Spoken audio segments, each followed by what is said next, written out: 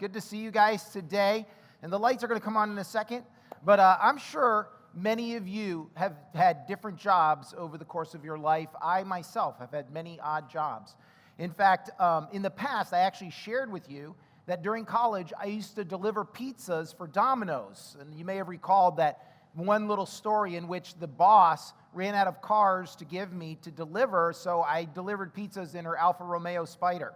You know, the one that looked like The Graduate from that movie? Well, anyway, that was a lot of fun. But there were some other things that happened when I was delivering pizzas. In fact, delivering pizzas on a college campus can be one of the craziest places to deliver pizzas. I mean, you know, when you're walking through the dorm room carrying pizzas and wearing a silly hat and a silly shirt, people make fun of you, they laugh at you, and, you know, they want for you to give them the pizza because they're drunk, basically, because you're usually delivering on a Friday or Saturday night, right? And so you run into all sorts of things. In fact, one time when I was delivering the pizzas, I had a carload full of them, or a couple loads that I had to go to deliver, and I stopped at my first stop, and I'm on the campus, so there's this whole set of dorms itself. There was literally 7,000 people live within this one square block. And so I run into the building as fast as I can so I can deliver the pizza. I'm on the way back, and then these kids just stop me. These college students stop me, and they start talking to me. But they're asking me the dumbest questions. They're asking me things like, hey, how do I order a pizza? And I'm like, well, you got to call the place. And they're like, can I get anchovies on that? I'm like, just call Domino's, and they'll tell you. They'll make that happen. And they're like distracting me, keeping me from moving forward. When I got to the car, I realized why they were distracting me. Because their friends broke into the car and stole the pizzas. And they were trying to keep me from getting there to prevent it from happening. And you know, in those moments you look back and you go, I knew these were just too silly of questions to be. You knew something's up, right? But you just didn't know what. And so as time was going on, I'd have more and more experiences like this, delivering the pizzas. In fact, one time I went to like this off-campus housing. There was a lot of residential areas that people rented from. And so, because this was a huge university, I mean, it was 30,000 people that went to this university. And so I went there, and it was like on a Saturday night, and there was a party going on. It was so packed in this little apartment, I couldn't even get through. I could barely walk through there, and I don't know how I'm going to find this person. But I finally found the person, and there's craziness going on. There's people outside walking through this area, this residential area, these apartments outside. And when I get outside, this huge crowd had gathered, and I see them trying to tip over a police cruiser. The police had been called for some reason. I don't know which party it was, and they're off somewhere, and they're rocking the car. I mean, it was getting so high up. I mean, literally, it was like this high. I was scared for the people because there's people on one side pushing it and people on the other, and they would let go and rock. I thought someone was going to get crushed for sure.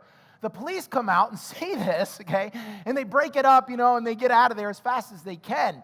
And at this point, as I saw this, I'm thinking to myself, I don't know if I want to be doing this anymore. And so I decided that week that this got a little bit too crazy, and I quit. The next week in the paper, I saw in one of the articles that a Domino's pizza car had been rolled over. And I'm like, that could have been me. I had gotten out of there just in time. And I was thinking to myself, I mean, this is only temporary, but this is not the dreams and aspirations that I have for a career or for a job, right? I'm sure you've been in a job somewhere where you're like, yeah, there's no future here. I'm not going to keep staying at this particular job.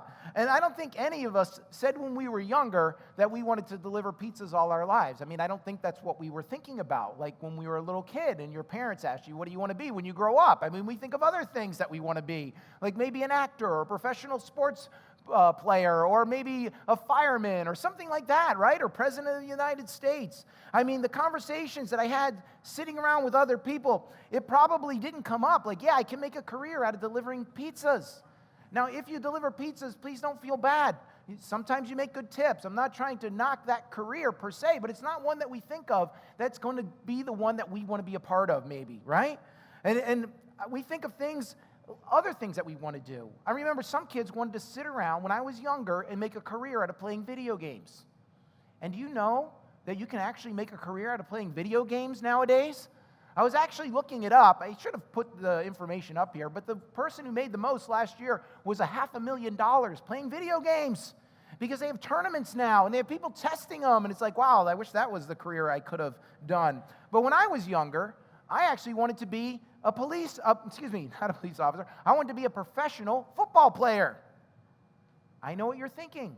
Lean, mean, and hard to catch, right? You're looking at it like, yeah, you're right. It just didn't turn out for me. I didn't turn out to be big. I didn't turn out to be big enough to do it and play football, so that dream got crushed. But I thought that was going to be cool. I thought, man, that's what I want to be. I love the uniforms. I thought those were so awesome, but I also wanted to be like famous and be significant in some way. And like, hey, look at this guy. He used to play professional football, right? What did you want to be when you grew up? You kind of remember back, take yourself back all those years, and you're like, yeah, I dreamed about becoming blank. I mean, we talk to our kids, and they already want to be certain things. And maybe it was something great, something that people maybe would remember, you're thinking. Or maybe it's something that you thought would have a significant impact in the world, right? A lot of times we go, I want to be a policeman. Why? Because we want to protect the innocent. We want to stand for justice. Or maybe we want to be other things in our lives. We're thinking, maybe I want to be a doctor so I can help people because we want to make a difference. We want to leave our mark in this world. I think that's all of us. Somewhere deep down inside, we thought, yeah, that's what I'd like to do. I'd like to leave my mark or in some way be significant. I remember when I was living with my uncle, and we were working out, actually. We'd work out a lot, like lift weights and stuff together. He was a really big man. And he said to me one day, as he was being very, thoughtful about life, he said, John, I've always wanted to fight a fight against impossible odds. Like be in a battle with impossible odds. This was his dream, and to try to conquer and to win. And it's like, it was just expressing the idea that he wanted to do something that was incredible, something amazing, something big. And I think all of us really want to do that, do something important. I don't think any of us wants to sit around being average or to just get by. We want to excel or do better. If you've ever seen the movie Braveheart, I love what William Wallace, the character, says. I don't know if William Wallace actually said this. Maybe it was just Mel Gibson. But if you remember, there was this moment, he's in a prison. He's about to die, and the lady, the girl, the daughter of the king comes up to him and says, I don't want you to die. If you just say okay, just give up. He won't kill you. And he says this, every man dies, but not every man truly lives. And when we hear that statement, it resonates with us, doesn't it? I mean, to every one of us, we think, yeah, I don't want to just die. I mean, I want to truly live. What does it mean to truly live, though, probably for us? It means probably doing something significant, having some type of impact in this world. And we can't escape this feeling that maybe, possibly, we were meant for something more. Because when I hear those things, I'm like, yeah, I do want to truly live. I do want to do something else. But how do we get there? It's really the question, right? How do we get from where we are, our ordinary world, our ordinary lives, to doing something great?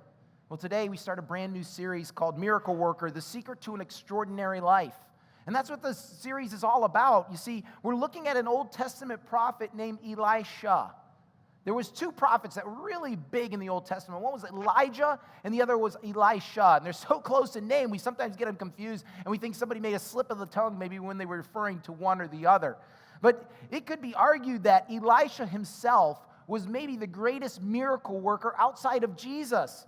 In fact, he parted the Jordan River himself, so he could walk right through it, the waters like they did at the Red Sea. He healed a leper. He multiplied food just like Jesus did. He took this food and he multiplied it so everybody could eat it. And Jesus wasn't the first one to do that. He even raised the dead. In fact, Elisha was such an incredible miracle worker. Even after he was dead, he performed a miracle. You're like, what, really? Yeah.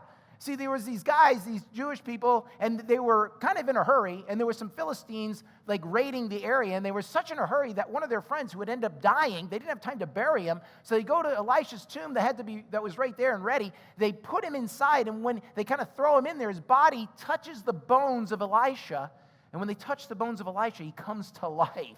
Can you believe that? Whoa, what kind of power is in this guy? And where did this guy... How was he able to do these incredible things for God? That's what we wonder. I mean, when I look at these Old Testament guys, I'm like, yeah, we couldn't be like him. I couldn't be like him, right? And I have to wonder, were these kind of things only for Elijah, or were they for you and me too? At first look, we might be tempted to think, well, this guy was obviously special, right? Elisha, you had to be special. You were just something different. You don't come along every day. I don't think I can be like you. But interestingly enough, James, the brother of Jesus, says something about these two guys. In fact, he talks about Elijah and he's the predecessor. He's the mentor for Elisha, as we're going to learn later on today in the study. And so he talks about Elijah, and he says this, that here, it's up on the screen, and it's in your outline too, but it says, Elijah, this is James speaking, was a man just like us, like you and me. In some translation, he says he has a nature just like you and me. He prayed earnestly that it would not rain, and it did not rain on the land for 3.5 years. And again he prayed, and the heavens gave rain, and the earth yielded its crops. It's like, whoa, what? Elijah actually prayed at one point that it wouldn't rain. And 3.5 years go by, so much so that the king of Israel, Ahab, is mad at Elijah. And Elijah's like, all right, I'm going to pray that the rain comes back. And when he prays, it comes back. I mean, nature obeys him. I mean, 3.5 years without rain is clearly a miracle, right? Have you ever gone 3 weeks? Not in Florida, right? Maybe you could go 3 months. But to go 3 years without rain, we knew it was a miracle. And James is saying, Elijah, Elisha, those guys are just like you and me. The implication here is that they were ordinary like you and me. And so maybe there is something to this. Maybe that we could learn something from the lives of Elisha and find out maybe what was his secret to greatness, to see how we can do great things too. And so Elisha, he lived about the 9th century BC, 800 years before Christ, the 800s, before Jesus ever walked the earth. And at that time is when the kings of Israel and the kings of Judah reigned upon the earth. They were still reigning and doing their thing. But it was kind of dark years during the times that these guys walked the earth because of the fact that they actually worshiped the god Baal instead of God. They turned after other gods. And so they were kind of keeping it kind of hard for God to bless them. And so there was kind of these dark years. And so these guys are going to come into the scene and do some miracles amidst this scenery. And Elijah, who did more miracles, did other miracles, and some great miracles himself, he's kind of depressed at this time. You see, he did this great thing where he had this challenge, this kind of like cage fighter match with these other prophets of Baal. And he says, my God's better than yours. And then they both put sacrifices up. But Elijah's God strikes the sacrifice, and it goes up in flame, and they can't do it. And so he proves that God is real. And then he runs because now he's scared because the wife of the king says, I'm going to kill you for this. And so now he's on the run. He's feeling depressed. And God says, okay, listen, here's a few things that are going to happen. But one of them is this. I'm going to have you pick out your successor. And so here's the verse where he tells him, actually. It's in 1 Kings. He says, anoint Elisha, the son of Shaphat, from the town of Abel Meholah to replace you as my prophet. So he's like, hey, I'm going to send you somewhere, and I want you to go replace yourself. And I don't know how Elijah was feeling about that. We'll talk about that maybe in another time. But Elijah went and found Elisha. And this is what it says in 1 Kings. He says, so he departed from there and found Elisha, the son of Shaphat, who was plowing with 12 yoke of oxen before him, and he was the 12th. Okay, so there's 12 teams, and he's one of them. All these other guys are ahead of him, and this is where he finds him. And so Elisha is working in the fields like he's probably doing for most of his life. And so this is the first principle that I want you to understand. And it's in your outline. If you pull it out again and kind of follow along, fill it in, take it home, and it's going to help this message stick a little better. But doing great things starts with being faithful in the small things. Doing great things starts with being faithful in the small things. We all want the quick route to success, right? And why not if we can have it the easy way? If we could just win the lottery, all of us would say, yeah. Probably none of us would turn it down, right? We'd say, sure, we'll take it. But there is a problem sometimes with getting things too easy. We may not be ready to handle it. My son, Woody, you've seen him running around. He's an awesome kid. He loves tools. And there are a lot of boys out there that just love tools. But this kid is obsessed with them, even from when he was little. In fact, when he was not yet 2 years old, he had his own little tool belt that we got him and his own tools. Check him out. Here is a video of him using them. He's not even 2 years old. Look at this. I'm not sure what he's fixing there, but he takes his little hammer out. And now, look at this. He's going to grab the wrench, and here he pulls it out. Look at this. He even knows how to turn the wrench. And then he's like, now I think he's going to get something else. I don't know whether it's a cute video, so we're going to let it play out here. There's the screwdriver. He's fixing that frame right there. And then he's going to stand back and admire it like all good construction workers do. Right? So there's Woody. He's like, this was him at not even 2 years old. I had to buy him like this toy blower and chainsaw that he has. He still has it. He loves it today because he just loves tools. Even from a little kid, he would just be fascinated with things that made noise, that seemed like they had power. And when his mother, my wife, would ask him, what do you want to be? He'd be like, I want to be a builder man. A builder man. Now he wants to be a mechanic. They're kind of both the same. But they all deal with tools. When we go to the Home Depot, he just turned 5. He's always asking me, every time we go, Daddy, can you buy me a tool? Daddy, can you buy me a tool?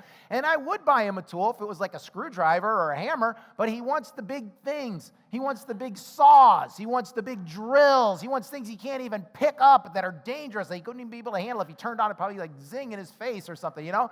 And it's like, Woody, I can't get you that right now. But that's what he wants.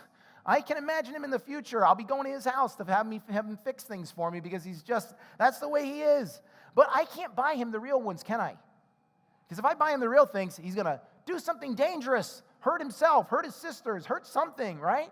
He's not ready for that yet because he has to learn, he has to grow into it. And that's the way it is sometimes with us. We're not ready for certain things because we need to grow into them. We need to be tested so that we can grow into the position, so we can handle what comes with the responsibility. We need the training field.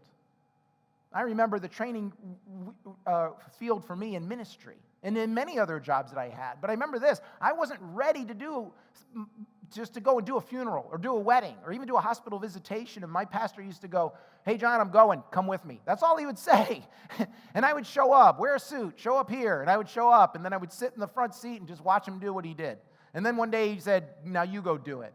But if he had just sent me there, I would have had a hard time doing it. But instead, I had to grow. I had to learn. And there were these days of just doing the same thing. You see, when Elijah finds Elisha, he's doing his daily routine of working in the fields.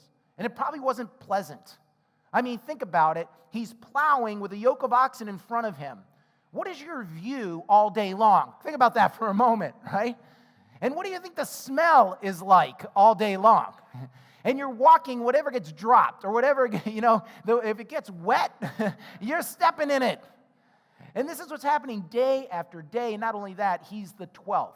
That means there are 11 other yoke of oxen in front of him, okay? So imagine what his shoes look like at the end of the day. And yet every day he got up and did the same old thing with the same view day after day after day, and I'm sure it wasn't pleasant. You see, this is the training ground for God to use you and me. I don't know what your training ground is.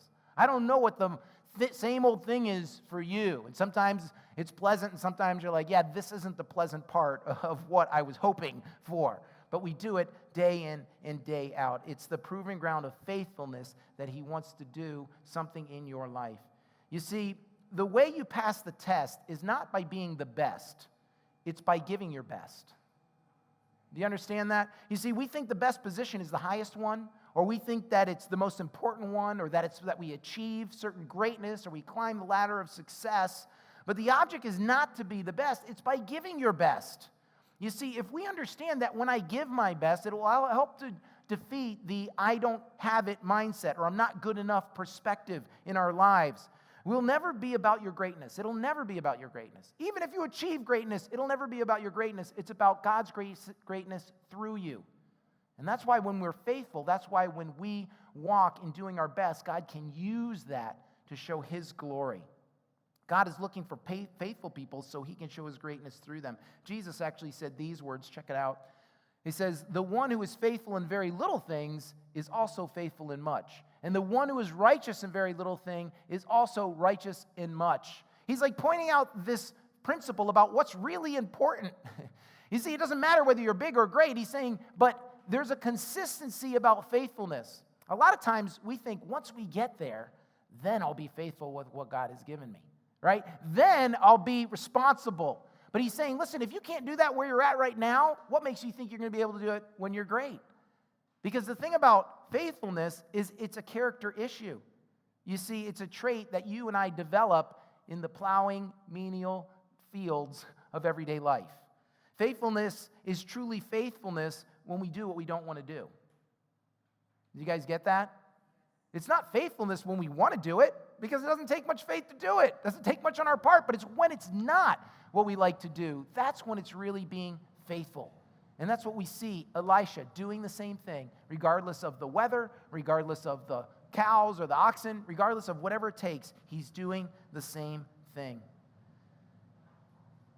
Faithfulness is tested when it's hardest to be faithful.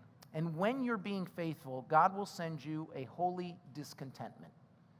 I was working for my uncle, and he made these honing stones that were used in industrial purposes to hone bearings and lifters and cars. And so he would sell to these bearing companies like NTN Bauer and all these different companies like Timken. And I would cut the stones. We would make them a large block, and then you would cut them to size. And my goal was to do it as fast as I could and as good as I could. And you're on these big milling machines that have diamond blades, so you're like zoom, zoom, zoom, and I'm pulling them out as fast as I can. And I'm doing it better than anybody else. It wasn't because it was my uncle's shop. It wasn't because he looked on me with favor. I was just a good worker. In fact, whenever there was a problem order that had to get done, because I could do them so quickly, the foreman always came to me. Stop what you're doing. I need you to do this order. And so I would do them. And I was really proud that I was able to do it. But eventually I was like, I don't know what cutting stones better than anyone else is doing, what kind of impact that's having on the world. And God began to stir in me this holy discontentment that there's something more out there than just being good at what I'm doing right now. You see, eventually you will begin to wonder, is there a way that I can have a bigger impact? While you're being faithful, this thought will come to you. How can I make a bigger difference? You see, the Old Testament prophet Jeremiah, he's got a book in the Old Testament, and he's this prophet, and he had a holy discontentment. God had spoken to him. In fact, if you read the beginning of Jeremiah, he's like, I called you from your mother's womb. Like, this is what your whole life is about. And as far as we know, Jeremiah, all his life, preached, but may not have had even one convert. Wow, right? Talk about standing behind the cows all day, the oxen. Like, come on, this is my whole life. Give me one, God. And every time he would preach, the people didn't like what he would say because he would give this word from God. And so they would make fun of him, and they would be upset with him, and they would ridicule him for what he said. In fact, the kings, when they heard what he said, it's like, you didn't say what I wanted you to say. Go to jail. And they would put him in jail. And he would spend time in jail. And even one time, there was a priest. You'd think this guy who loves God would be nice, but instead, he didn't like what he said, put him in the stocks, so he's out in the open shame. And while he's out there, he's thinking, God, I'm not going to preach anymore. Every time I do it, something bad happens. I'm not going to do it. I don't care. Whatever it is you have to say, I'm not going to do it.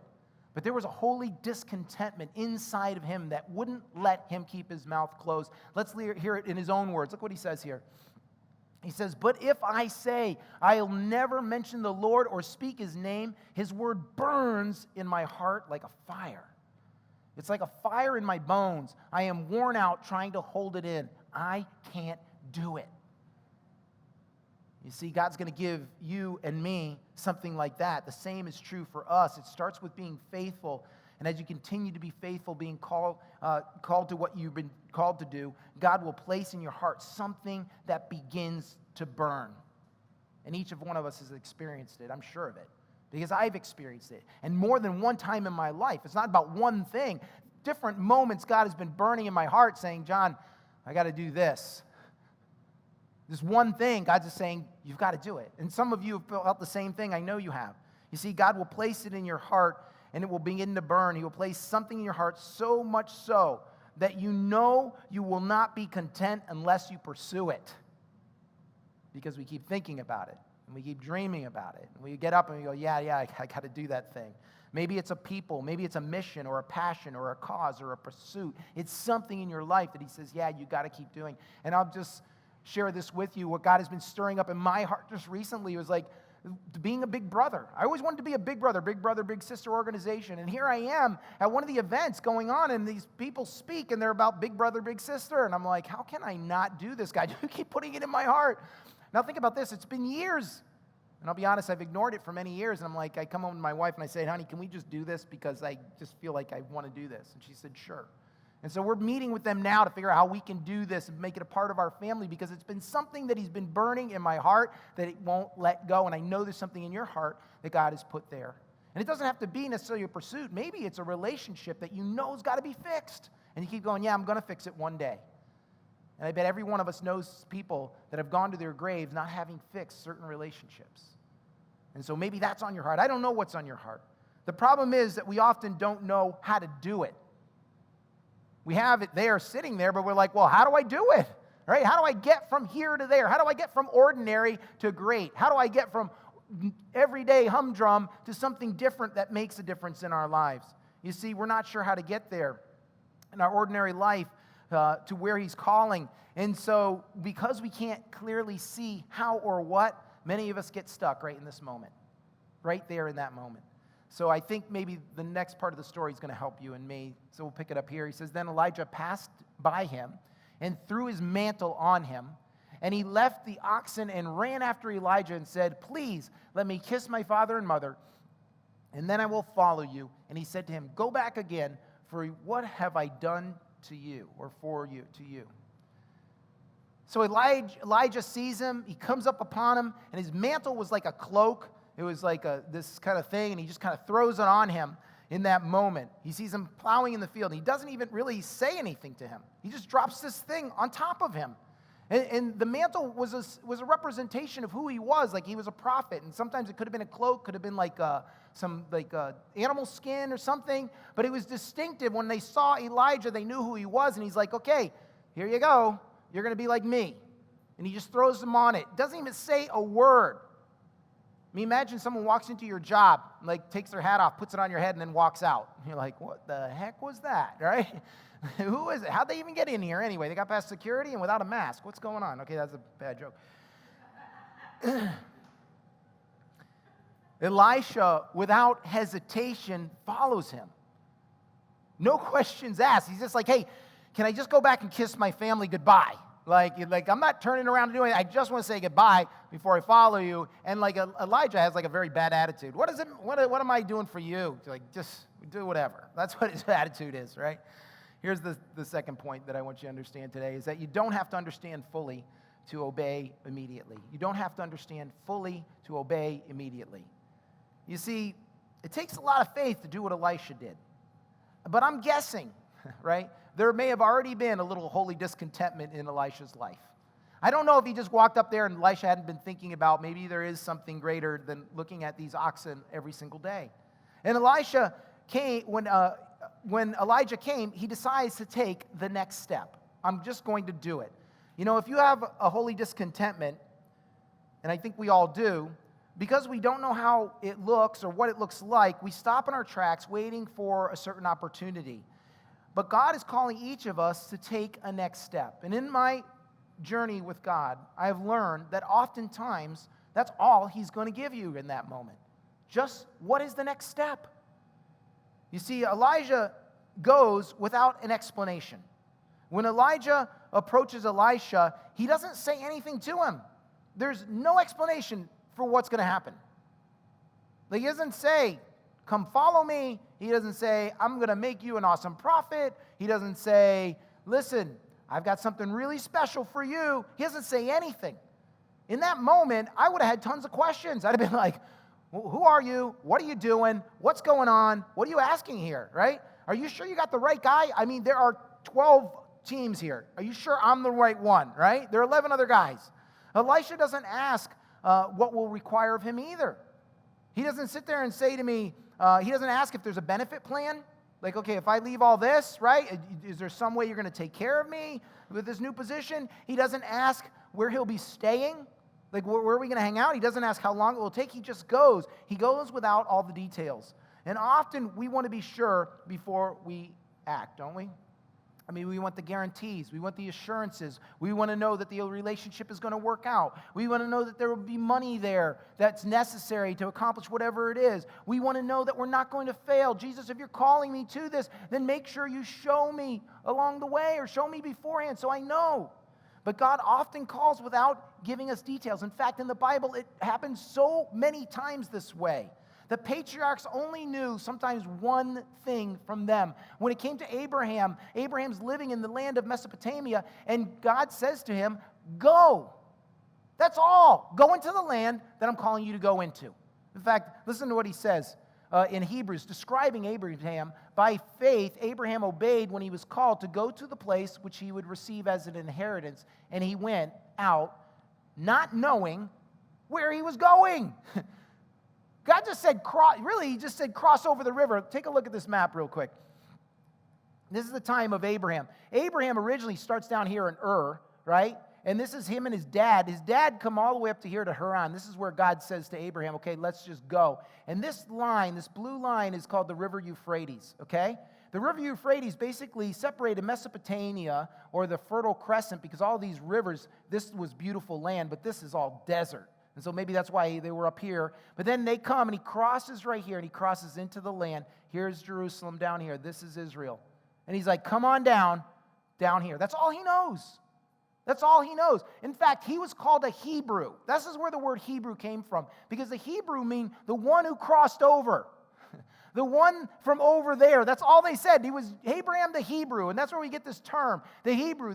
He's the one that just crossed over. And so anywhere he walked in the land, I don't know, my pointer's gone. There it is. Anywhere he walked down here, that's all they said. Hey, he's the Hebrew. He's the one. He's the foreigner. He's the guy that came over, and he just dwelt in tents, not knowing where he was going, not knowing the next step. I can only imagine when he crossed over, he's thinking, okay, God, what's up next? Hey, pitch a tent. All right. But what's next? Just do what I tell you, right? Just take the next step. Often we're waiting for God to give us all the answers, but sometimes he only gives us a single step. He's waiting for us to be faithful in that first step. And until we complete that first step, you're not going to get any more information. It's like on a need-to-know basis. And for some of us, God has called us to do one thing, and we haven't yet done it in our lives. And so we wonder, why haven't you given us the next step? Has your life ever felt stagnant in some area? Maybe God has been waiting for you to complete the next step in whatever area it is, whether it's a relationship, whether it's forgiveness, whether it's your career, or whatever it is God has been asking you to do. You know, I knew I wanted to be in ministry. I'll share you this conversation I had with my brother when I told him I was going to plant a church. And we're on the phone. He lives in California, and he says, John, do you know what you wanted to be when you grew up? We had this conversation. We were 8 years old. And do you remember what you said? And I remembered what I said, but I wanted to see what he said. So I say, no, I don't remember. And he goes, you said you wanted to be in ministry. This was like 8 years old, right? Now, I don't remember particularly knowing what I wanted to do. But I do remember saying that, and he confirmed that I said that. And I thought, well, but I don't know what that looks like. I don't even know how to get there. But God does. And when God places something in your heart, he'll give you just one step to take. The way I got to Florida was simply taking one step. I was working with my uncle, cutting stones and doing sales out in the Midwest, selling those stones to the corporations and being the liaison and doing all sorts of stuff. And he asked me to stay, and I said, you know, I don't feel like that's what I want to do. I think I didn't say that to him. God's calling me something else. I just said, I'm not sure this is what was meant for my life. Someone handed me a book called Sometimes God Has a Kid's Face. And I went on the plane, and I was traveling, and the book had these stories about a guy who started a ministry for runaway teens in New York City called Covenant House. And they chronicled all these stories, and they were meant to obviously move you emotionally. And at the end, there was an appeal in the book to donate so that they could continue their ministry, or to volunteer if you live near one of the locations. And one was that you could give a whole year of your life, and they would send you to a location, and you would live on like just room and board and minister to these kids. And for some reason, it grabbed me. I'm like, God, I think you might be wanting me to do this. In fact, I don't know if I've shared this before, but on the way back with that book, going through the airport, I think it was in O'Hare, I can't remember, but I was walking through the airport, and I saw this picture on a wall, huge portrait with a kid's face on it. And it was just one of those striking pictures. And I walked by, having taken note of it. And I had read the book on the plane, and when I got back, I'm walking back through the airport, and I walked by the same picture. And as I'm stopping to stare at it for a little bit more, because I'm like, this really attracted me for some reason, I looked down at the corner, and there was a logo that said Covenant House. And I don't know if that's God. You can decide that for yourself. I believe God was speaking to me in that moment. And I said, this is the next step I'm going to take. Volunteering at a shelter for runaway teens, giving up a year of your life. I mean, is that like telling you what's the next steps for your life look like? No.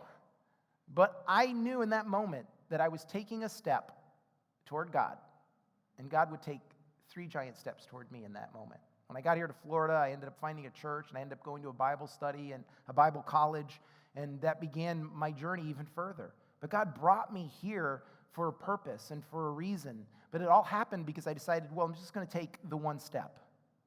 And for each of us, God is calling us to one thing. And I don't know what that thing is. Maybe it's only a single word right now. Maybe it's stay. Work it out. Maybe it's forgive. Maybe it's save. Maybe right now it's spend. Don't be afraid to give. I don't know what it is in your life, but maybe God is communicating one thing to you, and I want to tell you it's a test that when we pass, God reveals the next step for us. But sometimes it's scary because we don't know, well, if I give, I might not have. If I forgive, maybe they don't deserve it, and maybe this will just go on and on.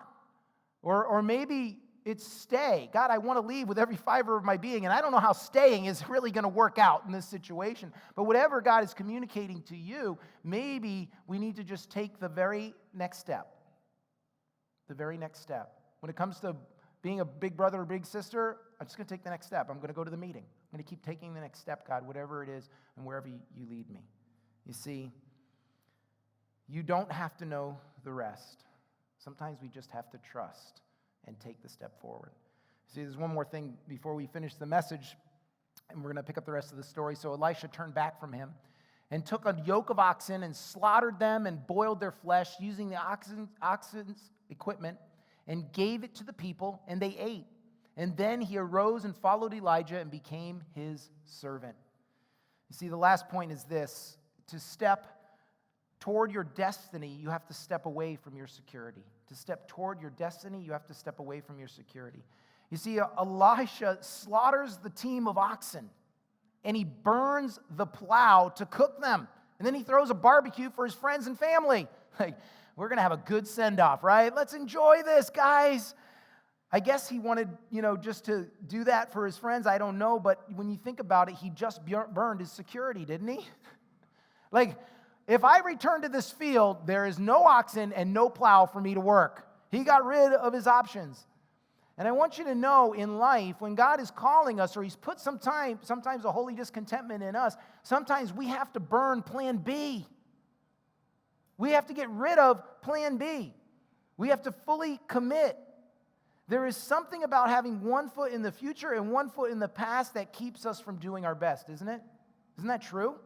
It's like, well, I'm going to go, but just in case, I got this over here. That's what happens in marriage. We decide, it's it. This is it. It's just you and me, baby. No other babies on the side, right? We don't keep that Match.com account any longer. We get rid of it, right? Why do you keep that thing anyway, right? Well, in case things don't work out, I got a few prospects, right? We just want to know, just in case, we've got something to fall back on. We leave the escape hatch slightly ajar. You see, we leave things, little things in our life because they represent security. Well, is it really you, God? If I do this, well, I don't know if it's going to work out. So just in case, I've got a little something on the back burner. You see, if everything fails, then we'll have something to back us up. If I were Elisha in that moment, I don't think I would have burned the cows and the oxen and the plow. I'm just being honest. I probably wouldn't have. I'd have probably said, hey, dude, why don't you work it for a while and you collect the money, but when I come back, if I come back, then we'll give it back to me, right? That's probably what I would have done if I think about it. But this guy's just like radical. Cut him up, burn it, let's just go. That way, we'd always have something to return to, but he's like, no, I'm not going to return to it. This is it. I'm all in or nothing. Sometimes we have to step toward our destiny. We have to burn our security. We have to step away from it. Do you know what happens when there's no plan B? You do whatever it takes to make plan A work, don't you? Isn't that what happens? Think about it for a moment.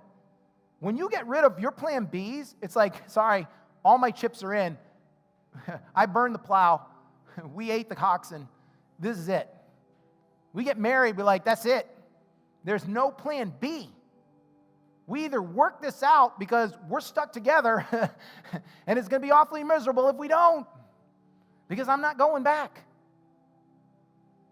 When God calls us to do something, He's calling us to be all in, to be faithful, to give it everything we have, to do our best. And we can't do our best when we're hanging on to something else. And sometimes God is calling you and me to do those things.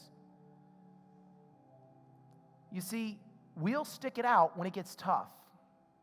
And I want to tell you something. It always gets tough. Whatever you've chosen to do in life, whatever God calls you to do, it always gets tough. Just remember that. Pastor John told me it always gets tough. When we used to do marriage counseling, I would say this to my people when they come in, premarital counseling. I would say, listen, I want you to know something. You're not always going to like each other.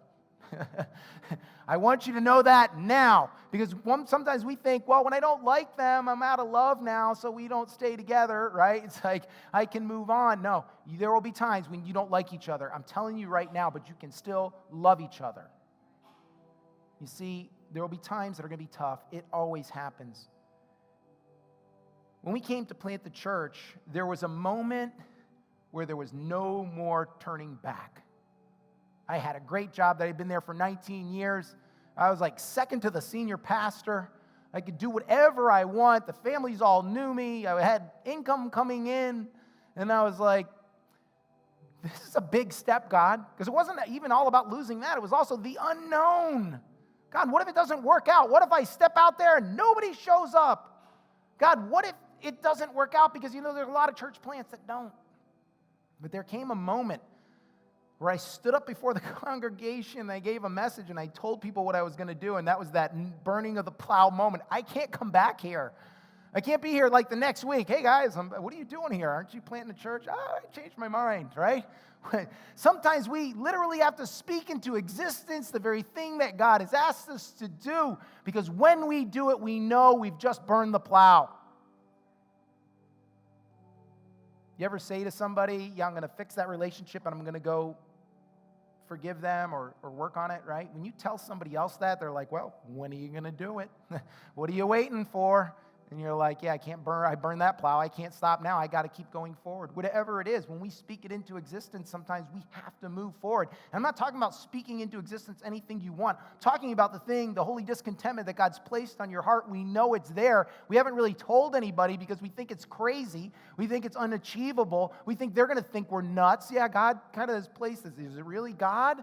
Because you're going to hear all the things. That's part of the toughness of doing what we are called to do, is that some people will say, no, you shouldn't do it.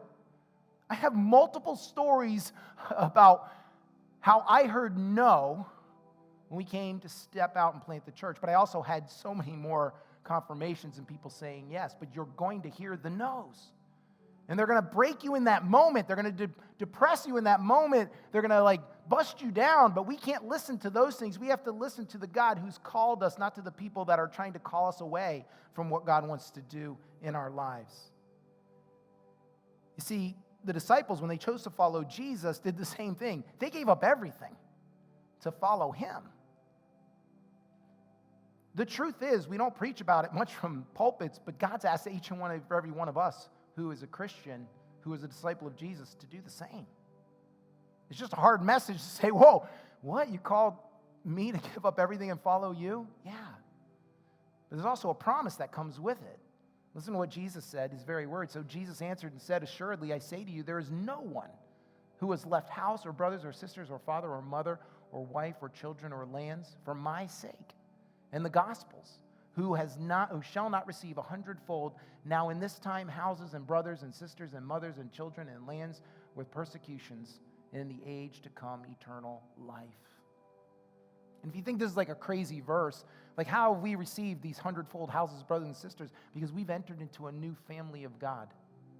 And the truth is, I have Christian brothers and sisters. I have closer relationships sometimes with them than people in my own life. And I have houses that I can stay at, people that will do things in my life. And this is what Jesus is saying. You've entered into a different blessing, a different family when you've given up what you think you should hold on to, when you've given up your security. I'm going to make sure you have what you need in this life and in the world to come. So what is it that you could be that could be holding you back from that thing that God has been speaking into your heart? What is it you need to burn? You know, is it a certain attitude or maybe an outlook on something and there's fear that's holding you back? Or is it an object or a possession? Maybe a person in your life, you're thinking about this thing that you need to fix. What is keeping you from your holy discontentment calling that God has placed as you've been being faithful in your life? And I'll tell you, the best way to discover it is this. Simply ask a simple question. And you can do it now. You can write this down. But it's this. If I could just get rid of blank in my life, I know my life would be different. If I could just get rid of blank in my life, I know my life would be different. Some of you might think, I'm not sure, some of you instantly, something popped into your head. Like, if I could just get rid of that, my life would change. Maybe I'd be free to pursue whatever it is that God is calling me to do. What would it take to get rid of that thing that's holding you back? Because maybe it's time to burn the plow and eat the oxen and say, that's it, I'm getting rid of it. Because it's been there too long. And it's keeping me from what God has for me. And when you're not doing what God has for you, you're not going to feel comfortable in life. It's just the truth, right? And so you've been feeling this, and you're like, man, if I could just get rid of it today, I could move forward. Maybe God is calling you to burn your plow today. Something that's keeping you from moving forward. Whatever that is, I don't know, but I'm praying that God is speaking to you today, because each and every one of us in some area of our lives need this. I need this message. I need to burn the plow in certain areas of my life so I can say, no, I'm not moving back there anymore. I'm just going to keep moving forward. You see, because if we can do that, then we could truly be on the path to greatness just like Elisha. He's a model for you and me of what can happen. You see, we haven't seen one miracle yet from Elisha, but we are going to see some amazing things. And it's because he made this decision in his life. I'm just going to follow without question. He was faithful in the small things. He didn't have to know everything to be obedient. And then he burned the things that were going to keep him, his security, from following God. And when you do that, you're going to begin to get on that journey. And God's going to take you to the places. I know it's scary. I know you don't know what it looks like. But God's going to do some amazing things through your life, just like he did through Elisha's. Let's pray. God, I thank you so much for these examples in your word. It's incredible. We're going to read some miracles and see things that we would say there's no way we can do that. I'm not like them. I'm just ordinary. But as we saw today, these were ordinary people too. They just live their lives a little bit different than us. And if we could live our lives a little bit different, God, can you do that in my life? Help me right now to burn the plow, burn whatever it is that's keeping me from your destiny in my life. Lord, help me to recognize it, put my finger on it, and know it so that I can burn it. And God, just show me the simple step and give me the courage and the faith to take it today. With all of us in an attitude of prayer for a moment, I just want to address today, maybe you've never decided to follow Jesus, to make him your leader, to become his disciple. Today is the perfect time to do it. After a message like this, maybe it's the simple next step each and every one of us has to take. And what does it even mean to make him my leader? You see, Jesus was God himself in the flesh, and he came here to die on a cross to remove any obstacles. He burned the plow for you so that you could be with him forever and enter into your destiny with him. He got rid of the barrier that's keeping you from it. All we need to do now is simply embrace Jesus, ask for forgiveness, invite him to be our Lord, and follow him. It's that simple. He says it's free. And if that's you today, I just want to lead you in a prayer that reflects that whole idea, asking Jesus to be your God, to be your Savior, and that you want to ask forgiveness and follow him. And so that's you today. Just pray this prayer. Let's all pray it out loud. Dear God, I invite you inside to be my God, my Savior, and my friend. Wash me clean. Forgive me of my sins. I've decided today to follow you, Jesus, from this day forever. No plan B. In Jesus' name I pray. Amen. Amen.